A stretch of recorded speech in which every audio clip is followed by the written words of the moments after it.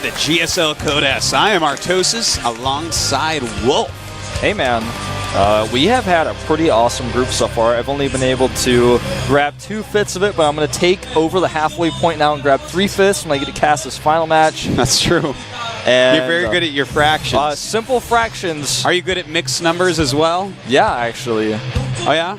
Reduce 1 3/4. Go. 1 3/4? That's 5/4. Or no, that's 7/4. That's 7/4. That's not even what reducing is. Wait, reducing? Yeah. Like 4/6, reduce is 2/3. Okay, that's what. Yeah, but you said 1 3/4. So yeah, I did. It was a trick question. Okay, I was like, what? For some reason, I thought you said 1 5/4, huh, Wolf? Yeah. 1 1/4 is 5/4. That's what I thought you said initially. Then Kids, I realized stay in school. All right. What's 42 fifths go? 42 fifths. That's already reduced, man. No, yeah, but put it into mixed number. All right, 8 2/5. All right, nicely done. Thank you you. had some extra time. Well, okay. All right.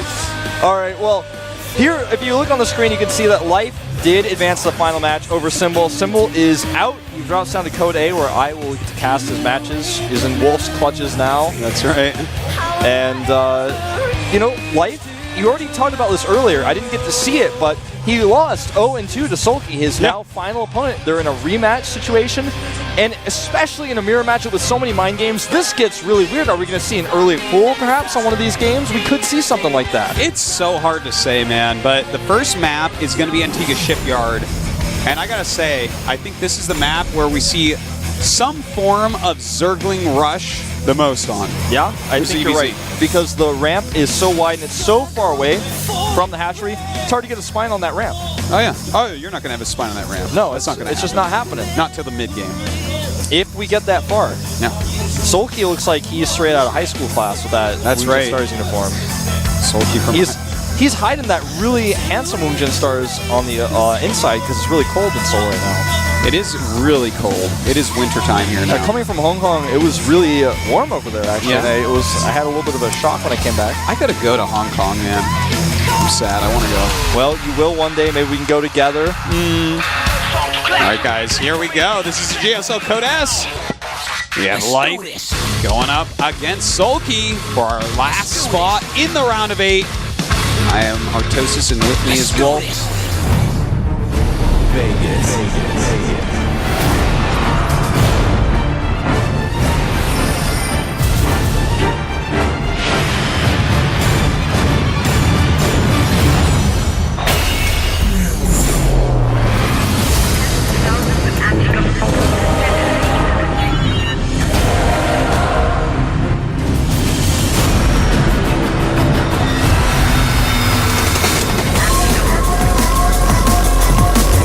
Top right in the yellow, defending Code S champion. He's hung on by a thread so far in this group. In the final match now, he is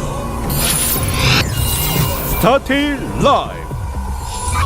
Always a great story to see players come up into the final match from the losers match.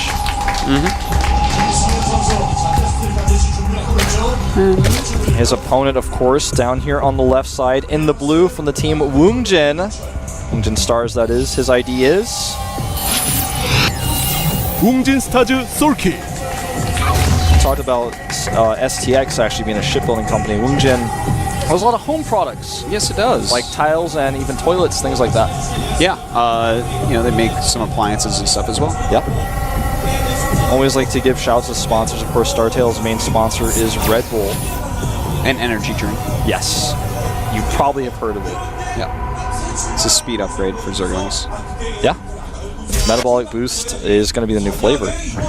I heard. Is that what you heard? That's what I heard. Right. I don't know if it was a reliable source, but... Well, we have both of our players going hatchery first, which means that we're going to watch this production tab and not much else. That's true. We can talk about the follow-ups here, though. Even though both players go hatch first, that means the early aggression is not going to be so scary, but I mean, in ZVZ, I don't want to call it the mid-game aggression, but it kind of is once both players have their hatcheries up. If you skip a Baneling Nest, you become vulnerable. If you skip a Spinecrawler, you become a little bit vulnerable. And that's something that Soulkey's Overlord, for example, right now, and the same could be said of Life's Overlord, are going to check for. Yeah. And in fact, they see right now that it's complete mirror build. So this has always been an interesting thing because in StarCraft 1 there's no queen, right? So the Overlords would get to each other's bases, and then you would see things like they would just drone more and more, because if you got one more drone, that's one, that's more economy, and you can play just defensively and eke out advantages. No one's going to make a Hydralisk den to kill that Overlord. Yeah, and that doesn't necessarily happen in StarCraft 2, though, because as the queen comes out, information goes away, the Overlords have to leave before the pool, before the queen is finished. And that's why I think in StarCraft 2, I mean, besides the Roach and the Infestor, in StarCraft 2, even that lack of information makes ZVZ a more dynamic matchup than it was in StarCraft 1. Oh, there's no question about that, yeah. That is for certain. Imagine if you could actually always know what your opponent was doing, ZVZ. What a silly matchup that would become. That would be really weird. I think it would turn into like just a lot of larvae sitting there, and then they all turn into something, and you're like, oh crap. And then you turn all yours into something, and the thing is, one of you made drones maybe, and one of you made like sumlings and some drones, and that guy loses. Yeah, that would be really scary. People would have to use that layer spread to hide their tech somewhere else on the map. Well, Baneling Nest goes down for life, and I think that we'll see Soulkey add his as well. If you, on this map, skip the Baneling Nest, you're really playing with fire. We talked about it earlier, the hatch is so vulnerable here. And if you don't make the Baneling Nest, you better at least make one spine, or you are playing Mr. Greedy. Yeah, well, Soulkey is not playing Mr. Greedy. He's playing Mr. Little bit later Baneling Nest. Yeah. Which gives him a slight edge. Just the slightest. Like when you slide the knife across the whetstone just once. That's how much of an advantage There you go, yeah. That's a good way to put it. Just one time. Yeah, just now, one time. Life is making a lot of lings, so he's planning on a lot of aggression. But when you get a later Baneling Nest, sometimes that means you're planning on playing defensively anyways, so we might see him just auto-morph a few Banelings up here. I believe we will, and that's going to be good for him. Look at that micro by Life. He's shown consistent good micro in this group. And in general, just watching him kill one Ling like that and get away with his Lings is really important. He's going to put a little bit of aggression on here. Soulkey doesn't have Banelings in place yet, but he's going to see this, and oh wow, he kills them. He kills both. And that's so important, because those are the only two morphing Banelings. That's going to give him time to get his Lings out. Life has a lot right now. The ramp needs to be blocked. That was so close. We just have a lot more Lings for Life at this moment, so that is an issue. But Soulkey is making Banes. He's bringing down his Queens. His spine will finish pretty soon here. I like the split by Life, though. He gets a few drones and trades pretty evenly with the Lings. Gives him a slight edge here. His micro is actually insane. Look at that. Surrounds those Lings. There's no chance of escape. Takes a supply lead, and he's just going to say, okay, those Banelings on the spine, I'll let them sit. That's fine. Yeah, some fantastic play so far here by Life. Look at that, just skirting by Banelings. And if he gets in the main. Oh, look at that. Oh, my God. And those Lings in and out. Boom. All right, wow. Wow. And I thought for sure that wasn't going to look like that. He's been hitting injects. He's been getting his lair up all during this micro, adding extra units, and now trades one Ling for a Baneling. That's never good for Soulkey, and gets into the main and sees no lair. He's seen everything now. Yep. Life has all the cards in his hands. That is so true, and without that layer being started yet, that can be pretty scary. And in fact, right now we do have Soulkey going for a big chunk of Banelings actually here. He's trying to just grab onto these. Oh, that was a great hit. Oh, yeah. Now Life, he can just camp these units. He does. Oh, that. Oh my God. That was a good hit. But yeah, he needs another one, and the spine though is going to make quick work of these. Oh, but he missed targets a little bit. Uh-oh. Wow, that was a lot of drones lost there. It looks like 6. Oh, interesting choice there. I thought actually might be better to hit the drones, but we do have some more coming up. Needs to pull his drones this time. All right, it's going to be okay with just one. All right, but you got to watch out if he does try to sneak more Lings. Doesn't look like he will, though. He doesn't have any out in the map. The nice thing about the control for Life there is he blocked his spine crawl with his Lings. He forced the Banelings to go around the other side, and also kept the Lings from surrounding the spine crawl himself. He saw the Spire. Now, how is he going to react? That's the real big question right now.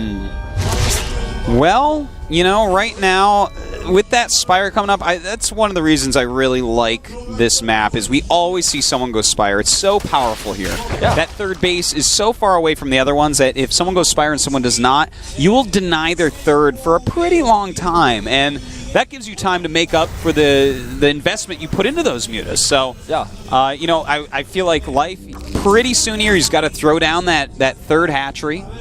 And when he gets those mutas out, he just has to be really map aware of where his opponent's Zerglings are at. That's exactly right. A little trap here by Soulkey. Decides not to use the Baneling, though. A little bit late here on that. I think the idea was definitely there.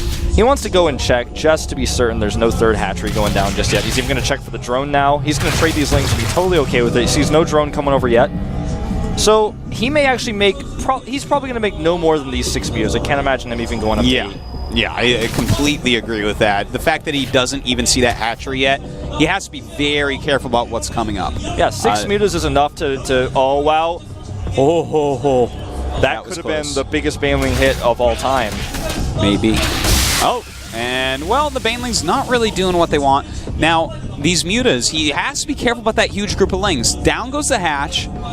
And he is going cross-map. So the fact that he's going cross-map with this, Soulkey has to put on pressure with his lings at that third base. That's going to be very, very important. Yeah, and sometimes when this happens, when one player has the mutas out and he's got the third base up first, you have to take some risks. You have to put pressure on somehow. On this map, though, at cross positions, the cross position version of this map, it's so hard to attack with infestors. Infestors are so hard to attack with in general in this matchup. And now he's losing overlords. He's not going to have the ability to produce. This could actually be checkmate. If he keeps up the pressure with these mutas properly and defends his third base. Yeah, and in fact, Life has enough lings at this. Well, not if you're considering losing like that, but he did have a very good amount of lings. He has some Banes out there. That Baneling is so important. He's going to kill another overlord here. So much larva and so many resources being used right now for Soulkey to defend. Losing this queen is another mistake. He's so busy microing his mutas that he's making small micro mistakes back at home. Yeah. You know, it's like we saw with Leonok before. You invest in microing those mutas to try to gain value there, but you lose value elsewhere, whether it's in injects or microing your lings against Soulkey's lings. Yeah. In StarCraft 2 right now, there are no superhumans to micro. No one is able to actually make the perfect choices all the time. He loses one of his drones that he was trying to make into extractor. He's making these extractors to save his workers. Small investment there, but it's worth saving the drone. Absolutely it is. Now we do have infestors on the way for both players here. We already have 6 out for Soulkey, as you see here, which gives him a nice advantage in infestors, but how do you move out with those infestors? You don't yet. As you mentioned, it's hard to attack cross-map with infestors here. So that's going to be a bit of an issue. He's got to defend his third. That is the most critical part right now. Yeah. Soulkey loses this third base right now. That third base, Life is attacking so heavily right now. I think he's going to have to cancel it. Yeah, I think so. This is like the worst possible scenario for Soulkey. What? No way! I thought for sure that was 20 hit points left. I thought for sure too, but Soulkey's life depended on it. He said, I'm not going to hit that escape key. But the mutas come to finish it. Where are the infestors? They're too far away. He should have seen those mutas coming. Yeah. He could have. I mean, he was still going to lose that hatchery almost no matter what. But he should have the mutas at least. Yeah, I mean, maybe even grab them before they get there. It's a possibility. Yeah, that was a bit of an oversight to at least. He thought the roaches alone would have been enough. He didn't expect an attack by air. He should have. And a little bit Leonok style here. He's trying to make something happen, but there's 2 spores. That's too many. Yeah, he's one of these Zergs that is not playing around against air units, man. We've seen this before with Hyun, and we're seeing it here with Soulkey. Absolutely not going to take that harassment. Well, we do have really good upgrades for both players going down. Soulkey going for that Hydralisk composition. You know, those mutas are still an issue, and he doesn't want to use queens, so you may as well make at least a few Hydras. Yeah, he needs to. You know, they're going to be useful later on as well. I think he feels well. Nice little gravity on the mutas, but I think he feels he may have an upgrade advantage in +2, but they're really actually quite close. This queen is not going to go down. That extra Hydra firepower, he doesn't even need a fungal. Yep. Just going to clean that off. So Life at this point has basically lost all his mutas. He's got 1 left, whatever. That doesn't even matter. And he's still pushing across the map, though. He has a supply lead, but that supply lead is in drones right now. He has to be careful army-wise. They're even in their armies. This is what I think... except actually, Soulkey has Hydras, too. Oh, he's going to lose 3 infestors here. You know what I feel like Life does better than anybody else in ZVZ is put pressure on with a smaller army. He's so good at keeping his opponent off his back while he's got the worker count up. Using his infestors, we saw him do it earlier in the last series. He overextends sometimes, but I really like how he does this. This may be one of those overextensions, though. Yeah, that was an insane fungal. Got 2 infestors with a lot of energy as well, and he does have, you know, the closer rally points as well as the Hydralisk. So Soulkey gonna bust through that army, and that's pretty important. Yeah, now Life needs to hope that he can get his infested Terran energy back up, his fungal energy back up, so he can hold against this pressure. He knows just where to take the fights, though. I'm really impressed here. He needs to pull those infestors back right now, and he does. Drops every last infested Terran he can use to buy time. I'm so impressed with how Life zones his opponent out with a smaller army. It's insane. He certainly does, but he has to be careful. When you are really low on energy and your opponent's going Roach Hydra with some aggression, you're going to have a hard time, man. I mean, fighting just Roaches with no fungal backup against Roach Hydra and some Infestor energy, that's going to be a losing equation right there. This hatchery is an attempt to buy time, but he's not gonna take it. He actually just walks past the smarter choice where he wants to go into the heart of Life. Life needs these Roaches, these 16 he's making right now. They're just not ready yet. Counterattack here. Yeah, this is a smart little move by Life to try to draw things elsewhere. He says, well, if I can hold on here, maybe those Roaches will do enough damage that I can win this game. But this is a lot of infested Terrans coming out. Still a big army here from Soulkey. He's got no spines to stand on. He's got no... I don't think he has enough production to actually hold here. Yeah, it's beginning to look over. I mean, it certainly does. Life has played a beautiful game, but Soulkey is dealing that crucial damage. But the thing is, he's attacking everything in the front. If he can hold here, the third might still be up. Exactly. I think he needs to get all of his units together. That's something he wasn't doing. He was actually split into two groups that gave a little bit more time to Life. Now he's pulling the drones, tries to surround these infestors. They're out of energy. He needs to fight the Roaches. It's not enough. This is actually Life. Pretty miraculous on this hold so far, but the reinforcements. Yeah, I mean, the drones are fighting at this point as well, which is making it pretty bad for him. Life is down by 9 drones, and as far as army goes, Soulkey definitely has a huge advantage. If he could just kill his army one time, he'd be on 4 base, but he can't do it. He's actually rallied here. I think he's probably got his hands off the keyboard at this point. Yeah, I think it's about it. Well, he's on the keyboard, but he's check the APM, but it's not doing anything that's really worthwhile. I mean, he can't sustain his money. He can't actually flow it anymore. This game is over. Yeah, Soulkey has done it. He has broken through Life once again. He's now 3-0 against this guy. I mean, is our defending champion, our last GSL champion, going to be knocked out of the Code S? Yeah, by a new challenger. A seed here, one of our sponsor seeds for the season. It may happen. The drones are here to die, and GG. Wow, Soulkey. Really strong play once again. It's like he's got something special that lets him beat this guy in DBZ. I really think that if Life can continue to play the same style, just be a little bit more patient, you know, just a little bit more patient with his move outs, because he steps right over the line. He's playing with fire and he knows it, but he just steps right over the line, like one pinky toe over the line sometimes gets bungled, and that can be a problem. I think that may be what his coach is in there telling him right now, like, He's pushing a little bit too much with what he has, because when you go Muta into Infestor Roach against someone that already went Infestor Roach, they are going to be a little bit ahead of you. You have to wait a little bit longer for that third base to kick in, because you do get it quicker, but he wasn't quite doing that. When he was taking that battle down there, really doing a good job zoning out with the smaller army, he overcommitted to it when there was 10 additional Hydras in the opponent's army. We saw him do this in the previous series, where he overextended, got his Infestors caught against Symbol, and that was really scary because he's doing this right. He pushes forward into his opponent's territory. He finds those openings where he can grab his opponent's Roaches, buy time. He makes like 15 extra drones. He's like, all right, I got to sit on these on 3 base. I got better saturation than my opponent. His Roaches are going to be useless if I can slow them down. Then I get my production up, and then I'm going to go into the Hydras later on.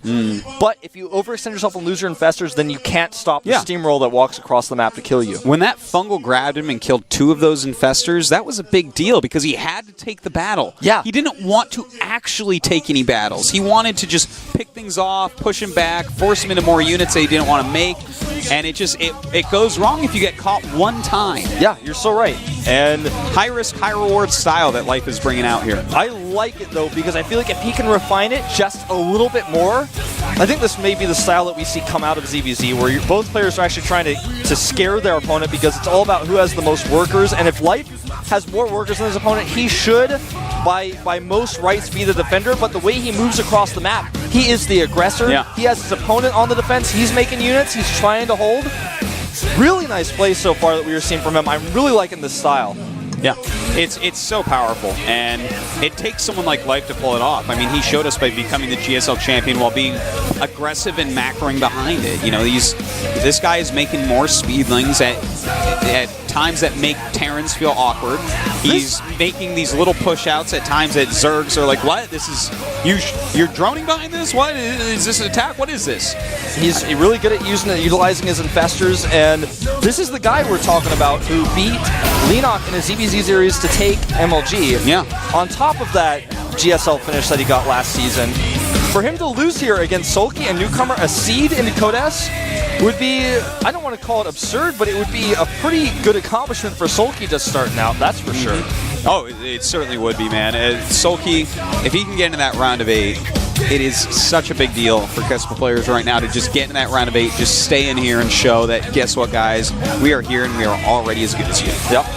You have a lot more time to prepare in Code S than you do in Code A as well. For Soulkey to be able to be in Code S again next season is going to be a good feeling for him. I feel Kespa players actually definitely have a bit of a strength in that preparation over some of the GSL because players. they actually have better practice regimens. There's not even a question about that. Maybe some of the teams are switching over in StarCraft 2 from the ESF, but overall, they practice more hours, and they practice with a schedule as opposed to just kind of free play on ladders. Absolutely. This is game number 2. Can Soulkey actually 4-0 Life and knock him into Code A? We're going to find out right now here at the GSL Code S with Wolf on our toes.